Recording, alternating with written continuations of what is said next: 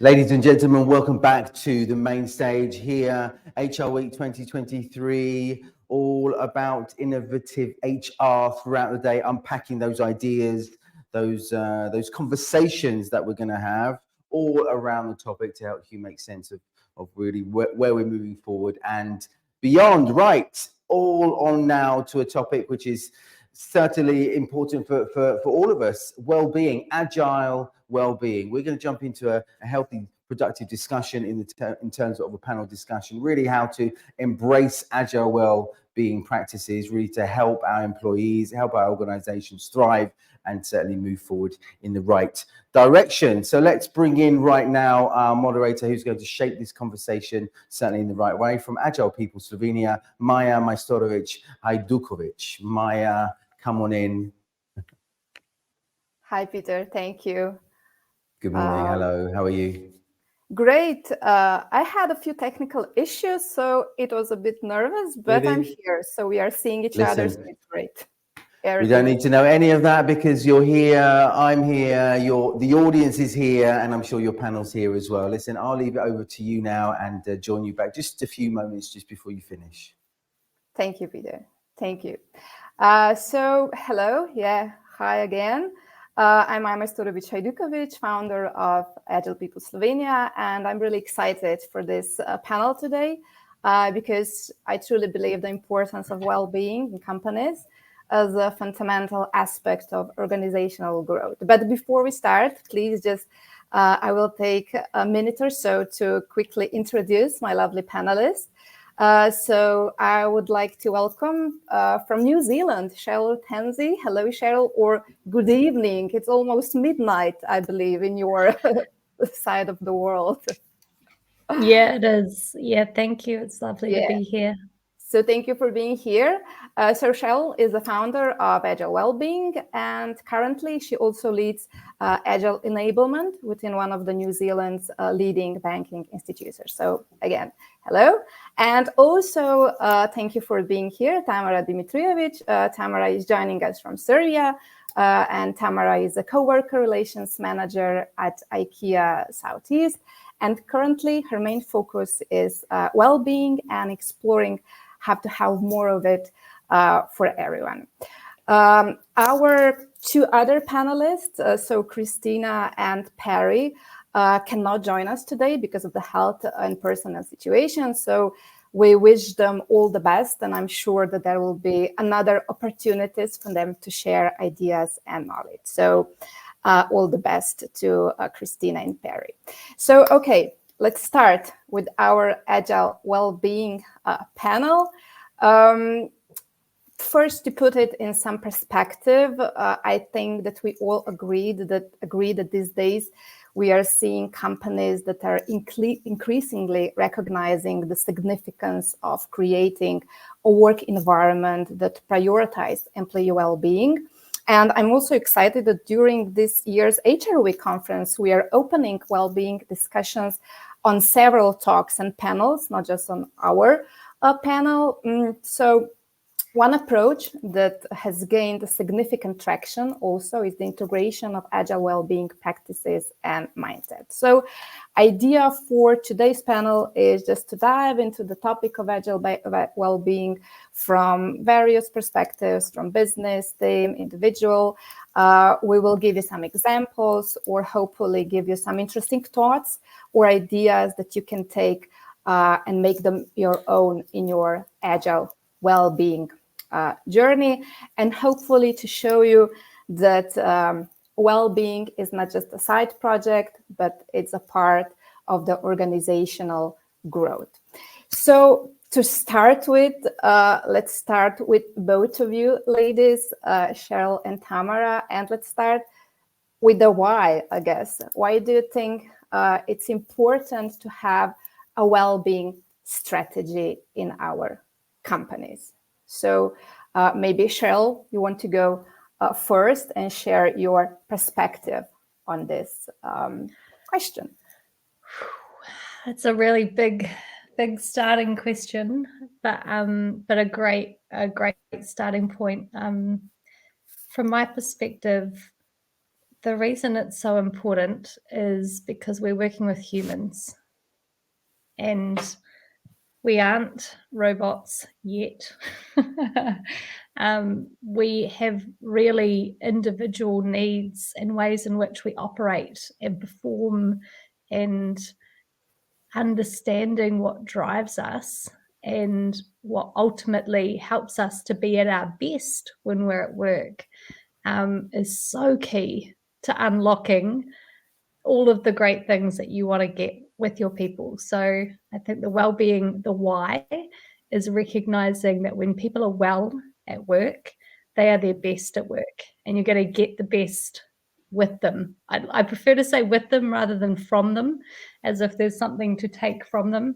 But yeah, recognizing that when we are well, we work our best. So it just makes logical sense to tap into that. For sure, when we are our best versions, we are the best versions. Yeah. Tamara, what would you like to maybe add or your perspective on this? I know it's a big question with a big start, but we have to start with it. Well, to start with saying hi to everybody and thanks for having me. And yeah, it's really sort of difficult to build on top of Cheryl, because this is the essence also for me. I think the answer for me is also because it's the right thing to do. You know, sometimes in business, I think we also need to do things because they're the right thing to do.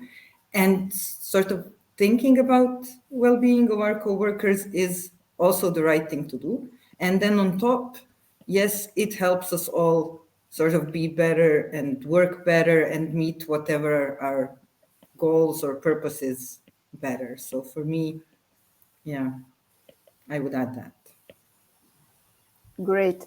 Thank you for sure. Creating also psychological safety in the organizations, that we as a people in organization can grow. Yeah, thank you for sharing. Really great and powerful start. And maybe just to connect well-being with Agile, I would again give this question to both of you to share your views or ideas on it. So why do you maybe believe that adopting Agile mindset and principles and Agile principles can enhance this internal well-being programs, initiatives in your view? Maybe how can an Agile well-being strategy benefit our business or organizations? Who wants to start now? Maybe Tamara, you want to go first? Yeah, I can. Just sort of to give a little bit of a context to how sort of I see well-being in organizations, and then maybe to connect it a little bit to Agile. So what I think is happening in organizations, we have sort of, let's say, 3 layers of well-being, I would say. So the first, the most, I would say, superficial one is sort of well-being as a benefit. And then here you have, medical or fitness membership, or, nutrition, or, I don't know, EAP, mental health support. And sort of here we have this view of well-being as a benefit. And this is, I would say, the most common, the most traditional. Still, I think it should be there, but we need then to go, I would say, a layer deeper. And then for me, this is where we then do some initiatives, which can be educational conversations, having ambassadors, doing different kinds of, I don't know, gamification of well-being, well-being months, days, marking certain dates which are important, starting conversations and stuff like that, which then also mean a deeper level of engagement of, I would say, the whole community at the workplace in well-being. And then we have the third, and for me, the deepest level, which I think we are mostly talking about here. And this is sort of well-being as a way of working, well-being as a way of organizational living. And here, I think we can connect this sort of to agile practices, to agile values, because how I sort of understand and how we view agile values at IKEA, it's a lot about transparency. It's a lot about autonomy and empowerment. It's a lot about sort of putting people first and giving them agency. And then iterating, being allowed to experiment, to pilot, to fail. And I think sort of, for me, these are sort of agile values, agile principles, but I think these are also the principles which, if you have in your company culture, then you are fostering well-being as well. And then sort of working with your co-workers to work in such a way, with your managers and leaders to work in such a way, is building, I would say, an invisible or not so visible well-being program, but actually building a well-being culture. And then if on top you also have, you know, the initiatives and the benefits, then I would say it's quite comprehensive. And then just one more sentence. For me, I think you can also implement the initiatives, let's say, in an agile way, also pilot, also be willing to fail, also co-create, also learn. So I see here a lot of different spaces where you can do agile and be agile and think agile, which sort of are very well-being promoting. For sure, I like it when you say well-being as a way of working and helping to enhance it with these agile principles, which are becoming an everyday principles and ways of working and behavior. Great, thank you. Cheryl, please, what are your thoughts on this question or this topic? Perhaps maybe I'll kind of echo Tamara in sort of expressing for me what agile means, or what it the kaupapa or the message behind it. And for me, it's a humanistic approach to the way that we work. And so just even that, it's such a kind of big, complex piece, but when I find when I simplify it down to it being about humans, you know, when we're delivering things for humans. So we change the way that we work so we can produce better things for humans.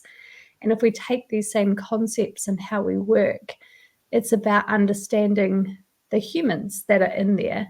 And so everything that we do is to elevate the humans, enable the humans. And so when I look at Agile in terms of a philosophy and a framework for a way of thinking, that helps to shape my thinking around, well, how might I bring that to life? And I can bring that to life by understanding the humans involved and understanding, you know, going back to what we talked about at the beginning of, you know, when we are at our best, when we are well, then we can get our best. We can be our best. We can operate together. So I was just thinking around in terms of why is it important to look at this is, you know, one of the reasons for me personally, when, you know, I call myself a recovering project manager. I used to work in IT as a project manager, and the way in which we were being asked to work and the way we were rewarded as project managers was not designed to enable change. It was to enable control of a plan and deliver that plan no matter what. As long as it's on time and it's on budget. Whereas when we started to look at agile ways of working and thinking and being, it became about how do we ensure that what we do today and how we work doesn't compromise what we're able to do tomorrow. And so this idea of, well, how do we enable people to be able to respond to change? And that is a really, I guess, a key part for me of when we're thinking about well-being. When we are well, we also have a greater capacity to respond to change and to be able to adapt and pivot.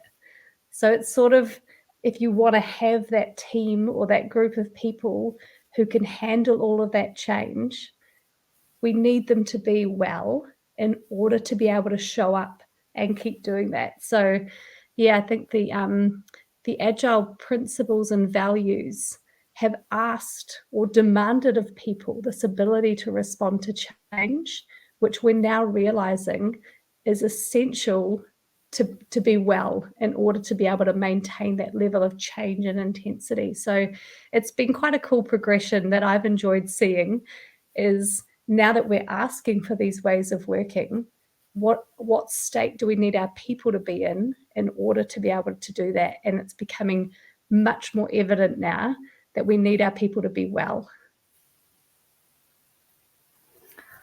Really deep, this human side of your perspective. But again, both of your perspectives are so complementing each other. So this is why I'm so happy that we are here today, to show the different perspectives of the one thing that can help us grow and evolve. And as you both said, cope with changes or everyday life per se. So really great. So maybe let's go deeper, Tamara, with you. And we always like to hear some practices or ideas that organizations are successfully integrating by themselves. So I know that you are working in your organization on a lot of initiatives regarding merging agile, employee well-being, and supporting your people, your colleagues. So can you maybe just give us, I don't know, example, practice from your team or organization that can illustrate this successful integration of agile principles into employee well-being initiatives, and maybe just gives us a glimpse or explanation how all that positively influences overall organizational engagement. So I know it's a broad question, but I know you have a lot of things that you can share with us. Okay, yes, it's huge, but I will try to sort of answer it and not be too prescriptive, because I also sort of, one of the things that I believe is that, you know, and this is something that I would like to also connect to Cheryl, we are all humans and we're all different, and organizations are different. And then I will share some things, but I don't think we should do copy paste. I don't think it helps. Yeah. So I think we should really understand sort of where we are in a certain organization with certain people at a certain point in time, and then sort of figure out what exactly to do there and then. And I think this is also done pretty agile as well, instead of just no size fits all. Yeah. Exactly. So, but I can. What I think is a pretty universal thing for me, and how I recommend everybody to start, is sort of make a movement. You know, start very informally with, you know, conversations over coffee machines, in meetings about other topics. You know, just take a little bit of a pulse of where you are, how people are feeling, what do you have, and then also start small. For me, this is the thing, you know, start small and then get feedback and then understand sort of what, you know, what's going on, because through this, then you will see who are already your champions, who are your supporters, where you will maybe need to work a bit harder, where maybe, you know, it's already, the doors are already open for you. And so I think this is sort of pretty universal, that regardless of the type of organization or the size of organization or the infrastructure, that you can do. So for me, make it a conversation. And then once it's a conversation in the organization, and once you do one or two smaller initiatives, I think you will understand sort of where you need to go. And then from there, I think you can sort of build, iterate. So also, just to add two things for me, one is sort of name it to tame it, understand what it is, understand where you're lacking to be able to work on it. So define, talk. And then the second one, and also I think this is in the business world an important one, you know, measure it, figure out what it is, how you measure. I know it's difficult because it's quite subjective how we feel, and it's new, I think, to all of us to understand now. So we're working on this well-being. What is it? How do we know if it's, you know, successful or not? But find ways. And then for me also, practically, you are not alone. Yeah. So you are, whoever you are, an HR person, ED&I person, a consultant, you are not alone. So there are other people in any organization that also care about this topic. find them, talk to them, bounce ideas around, and then things will sort of come out of that. Yeah, so connect to whoever is in charge of, I don't know, ED&I or leadership, or a member of the management team who is super passionate. Of course, having management support practically always helps. Yeah, so also work on that. But I mean, generally, sort of, I would say, make a movement out of it, make it a conversation. It's more than organic. People are more invested. Yeah, so I don't know if this is practical enough. Maja, tell me if you want something like, more prescriptive, but I think this is how I approach it. Yeah. For sure, as always in Agile, as I said before, no size fits all. And just to give the idea and the way to people how and what maybe you were doing. And of course, then everybody can test and try something that matches the best their organizational culture or seniority of the people or the industry or whatever other parameters.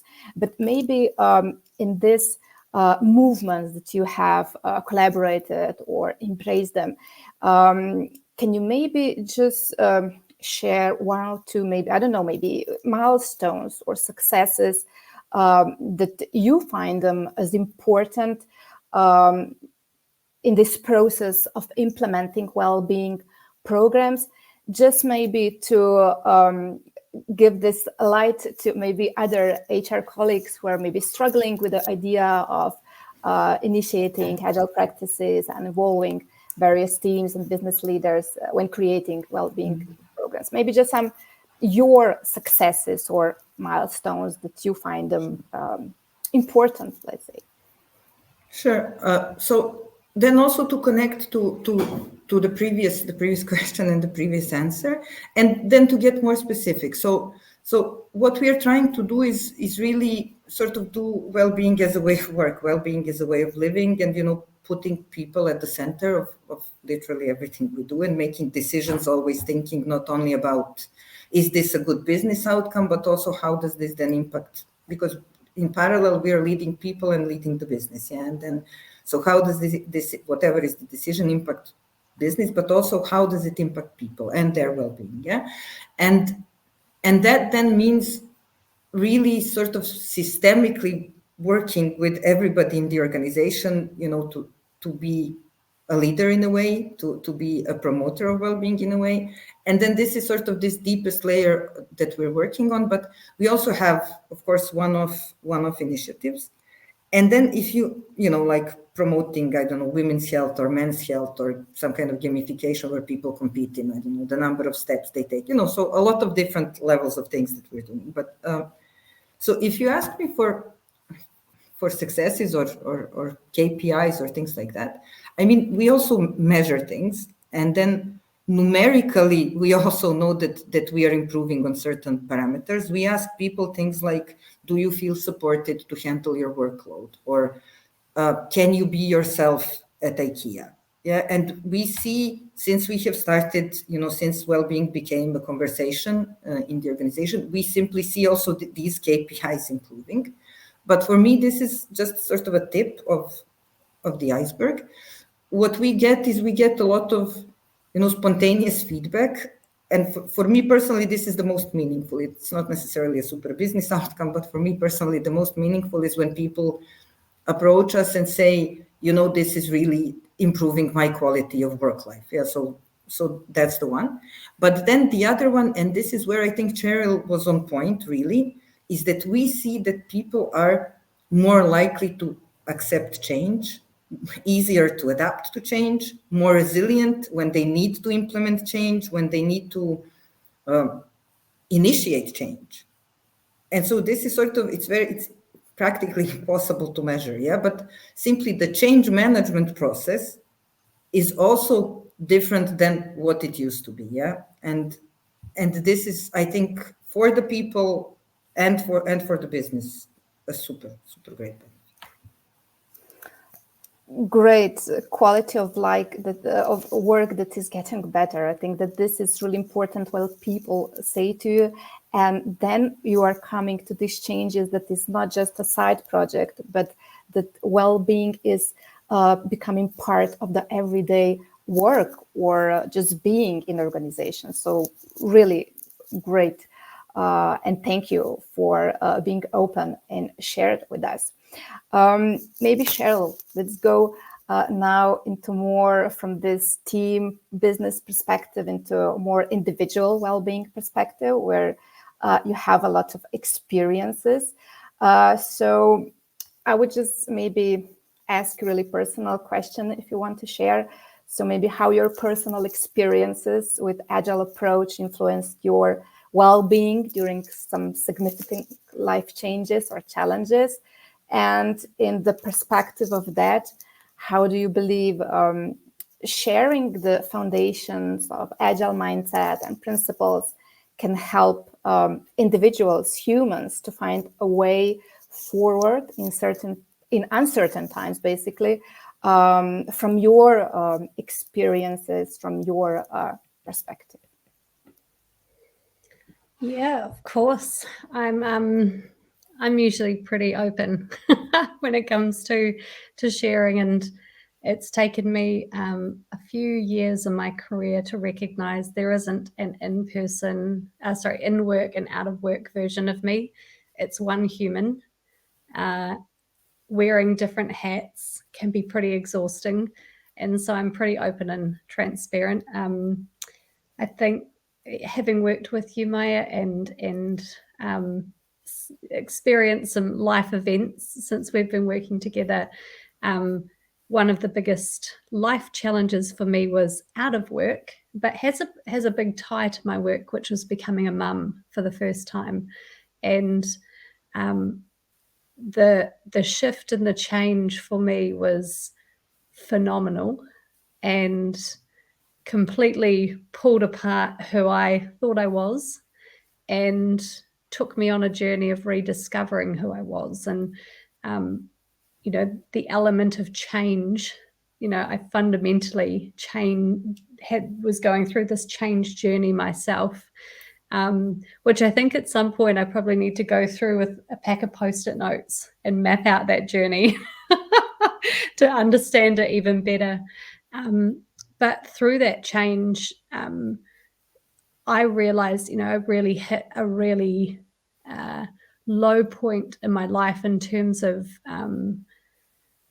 my ability to my well-being. My well-being was at its lowest, and anyone who has cared for a child, whether it's your child or someone else's, can understand they take a lot of energy, a lot of time, and well-being is something I had to really learn to prioritize for myself. And I think I've taken a lot of those concepts that I've learned in that to actually help bring that into now the teams and the leaders that I work with, to help them recognize as well that well-being is something that you need to, as Tamara was saying, make it part of your work. It has to be visual with everything else that you have on. One of the key pieces of Agile is about surfacing hidden work, making all of the work visual that you have on, because it's when we don't have it all visual that we usually become overwhelmed. We work late because we've got more work than we can do or get done.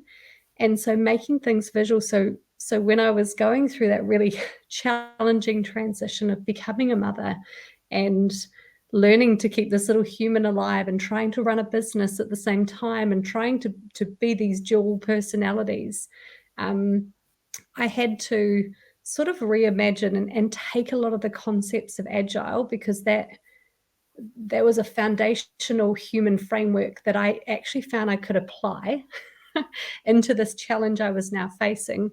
And I came up with, as you know, Maja, having done some work with me, these 4 different areas that helped to then guide me to keep my balance.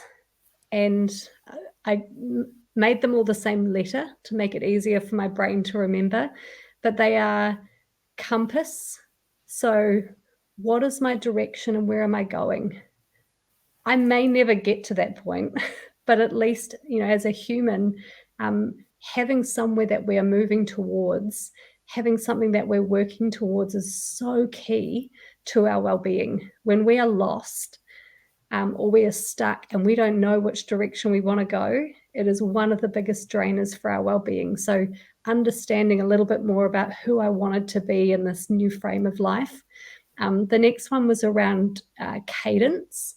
So I had to learn a whole lot of new rhythms. You know, when I slept, when I ate, all of these things had changed rapidly. And I realized that if I didn't start to get my rhythm, as with when I'm working with agile teams, you know, it's why we have ceremonies that happen at the same time on a regular cadence, because we start to develop our rhythm and our beat.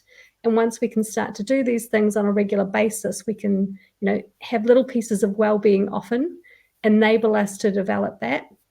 The third one being around our community, which is absolutely critical in every aspect, whether it be in our work or out of our work. Without that sense of community and support, our well-being just starts to drop. As soon as you mentioned psychological safety earlier, you know, that is the unsafety is when we don't have the presence of support, when we don't feel safe, when we don't feel trusted. And so ensuring that we're working on our community, becoming a mum was a whole new community for me. I didn't have many mums in my community. And so I had to rebuild this community to maintain my well-being. And the final one was capacity. So this was around my physical and my mental state and making sure that I am drinking water. I have my water bottle now with me, that I'm eating well, that I'm sleeping, that I'm moving. So these 4 areas I found helped me through that time.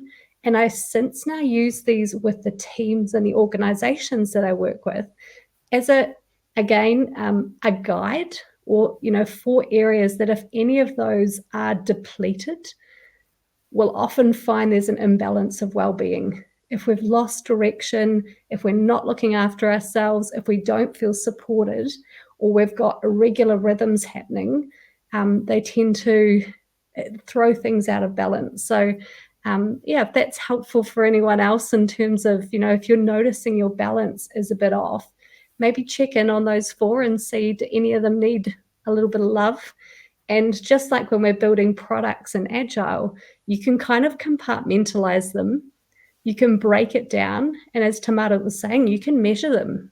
You know, one of the simplest ways that I measure it is 0 to 10. How's my community today? And that instantly can tell me if I'm like, it's a 3. I haven't seen anyone today.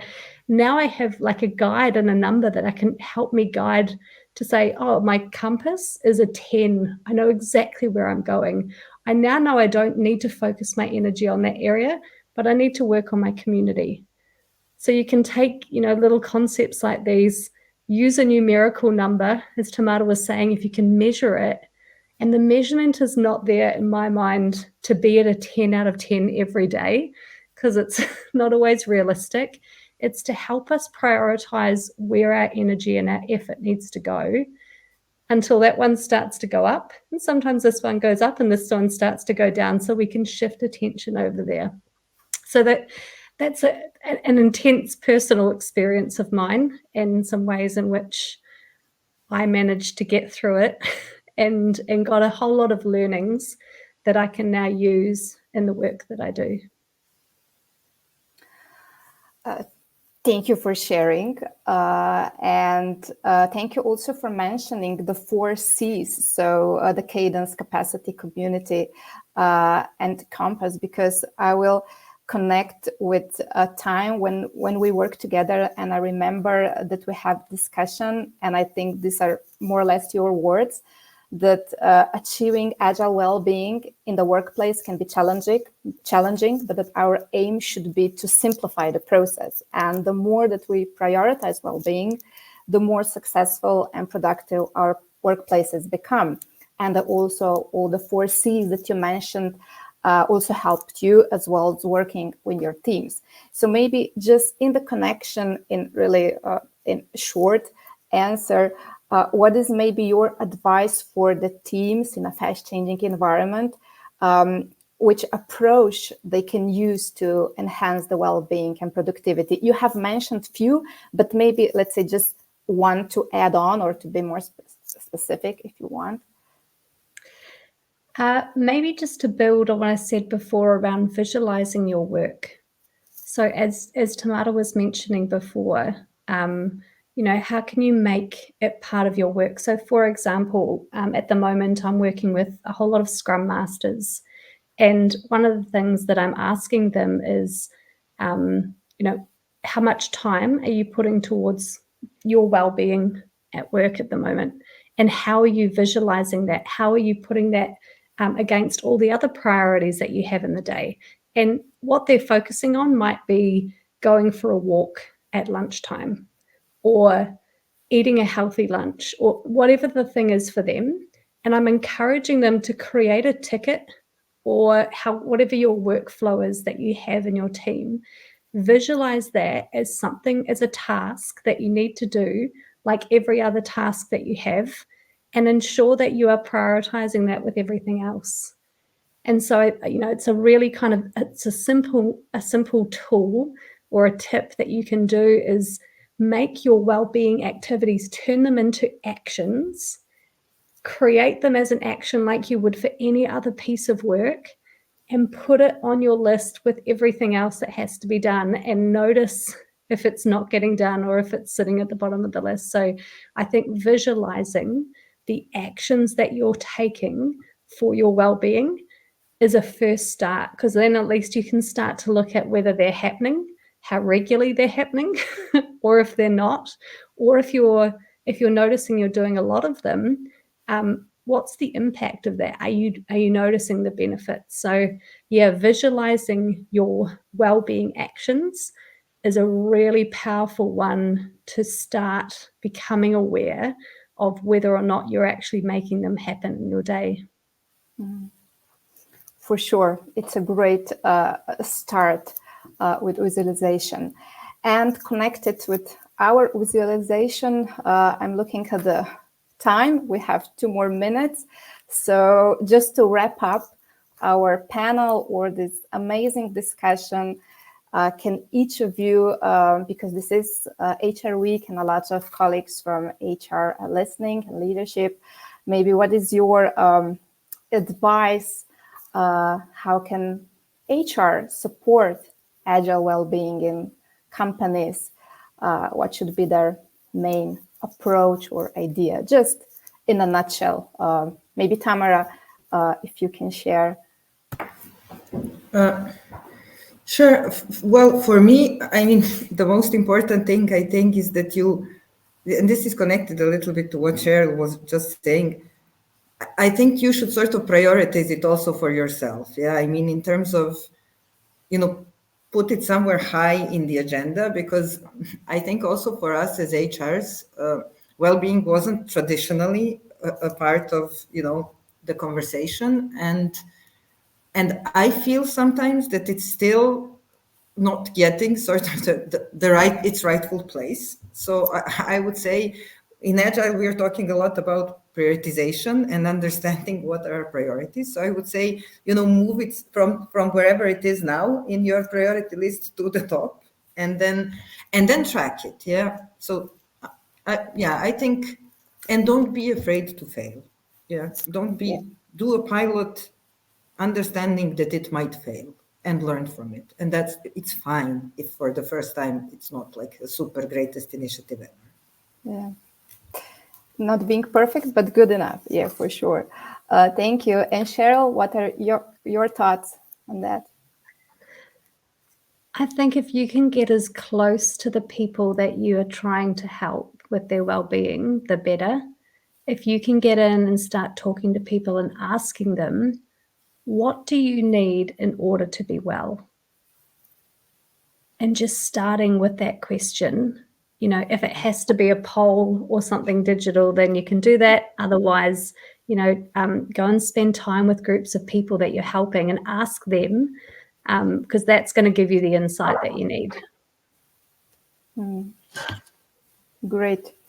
Thank you both for being here, for sharing your thoughts, your perspectives, that you opened your hearts with us. Really, thank you. And I believe that we have all learned a lot. I know I did. I think a lot of food for thought we brought, and that everyone can take, as I said at the beginning, something for themselves. So thank you. And yes, let's just make it easier to be well at work, I guess. Thank you. So, listen, thank you so much. I've been listening. I've been intriguingly listening throughout this conversation, this healthy conversation of trying to make sense of where we're moving forward. Great to hear all of you. And a quick shout out to Tamara, because I know IKEA have been with us HR Week for quite a few years. A strong friend of ours, and clearly what IKEA is doing, certainly around the world in terms of the topic, really helping their teams moving forward in the right direction. So good to hear all about that. Again, remember, actually, all of you, if you'd like to pop in, could you pop in your link of your LinkedIn profile link? You can pop that into the chat, and then this is for you panelists. For our audience, if you want to connect up with Tamara, Cheryl, or Maja, you can do that over through LinkedIn. And if the LinkedIn profile, if the links are in the LinkedIn are in the chat, you can connect with them straight away and take those conversations forward. Listen, thank you so much for this session. But number one, again, thank you for giving up your time for HR Week 2023.